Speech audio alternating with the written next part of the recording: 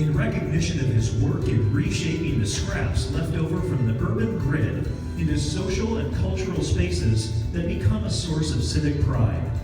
An inspirational and influential spokesperson for open space, the design public realm, and landscape architecture, he enriches communities by conjuring dynamic, engaging, and creative spaces, elegant in their simplicity and profound in their impact in elevating the true spirit of a site. The ASLA Design Medal is awarded to Thomas Balsley.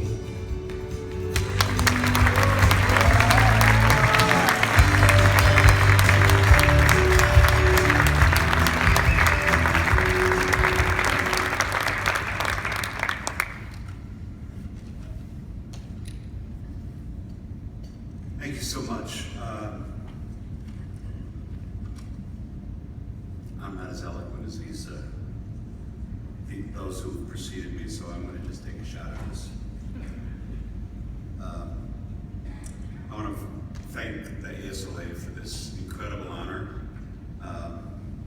If you're trying to give me a hint to retire, I'm not going. I've got a few more projects. I'd also like to thank the New York ASLA for their support and their camaraderie.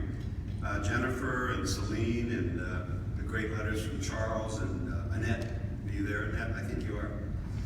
I'm only now beginning to understand the effort and the intrigue that goes behind this medal. It's really quite something. And even though this medal recognizes individual achievement, and I take great pride in that, we all really know that it takes an extraordinary effort of support and collaboration from talented and trusted colleagues that make all this happen. So I'd like to thank my dedicated and hardworking team in New York, Jim and Blair and Brian and Shigeo, who are here tonight, and Dale, who's come back and who contributed so much to the work as well. I also want to thank my beautiful, lovely wife. I hope that we're allowed to do that here, for covering the home front over all these years. And all 5 of my children, 2 of whom are here tonight with me, Ben and Maurice. Will you guys please stand up? Thank you.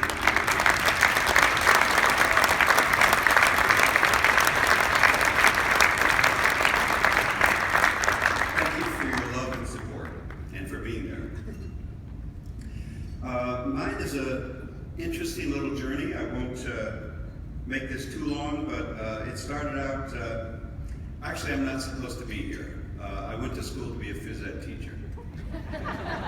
It's one of the many dirty little secrets I can share with you tonight if you buy me a drink. And another interesting little tidbit, I'm one of 3 brothers who are all landscape architects and who are all went to school at Syracuse. A lot of people don't know that, and I think it's a record for the profession.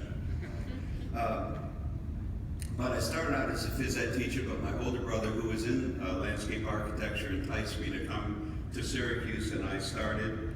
And I really, I was not a great student. I spent 8 years trying to get through a 5-year program. And I had to drop out every other year to work and make enough money to get through, get into school the next year. But I was very lucky in some ways in that a design professor at school recognized my talent and suggested that the largest firm in central New York State hire me during those off years. So I got an unbelievable education in the private sector. And I was back and forth between school and the private sector. Not an education I would recommend for our future students, but it certainly served me well. So by the time I got out of school, I could take my licensing exam and I could rush down to New York City and let New York know that I was going to, change the world. I was inspired by Paul Friedberg, who's here. He was my sort of urban landscape architecture hero. I wanted to be like Paul. I never can be, but I kept trying. Of course, I got a rude awakening once I got to New York. Number one, that people don't fall over you no matter how pretty your sketches are, but also New York is a special kind of a place. And it's a difficult place to design in, especially if you start in the 70s. Paul started in the 60s. I wasn't there, I don't know what it was like then, but I know in the 70s they told us to, Gerald Ford made some gesture about us going bankrupt, and there was all kinds of problems in New York, and it just was a design desert for about 2 or 3 decades almost. It was a difficult place to carve out a living and carve out a real design profession. But I did. I just kept whacking away at it. I started working as an advocate for community development because there were no clients. And then eventually I met the private developers and I started doing small projects with them, and that led to larger projects and larger projects. And then something extraordinary happened. A guy named Pete Walker had heard about my work and came to visit me. I'll never forget the day he came. Kind of had my dukes up because I didn't have that Harvard degree.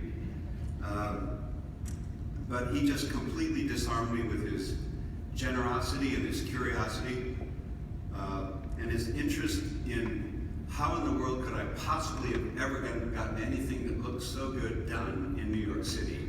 Pete understood what New York was like. He got it, he understood. And he decided to do a small little monograph on my work, which really introduced me and my work to a larger audience, and the rest is history. So, Peter, I'll be forever grateful. Thank you.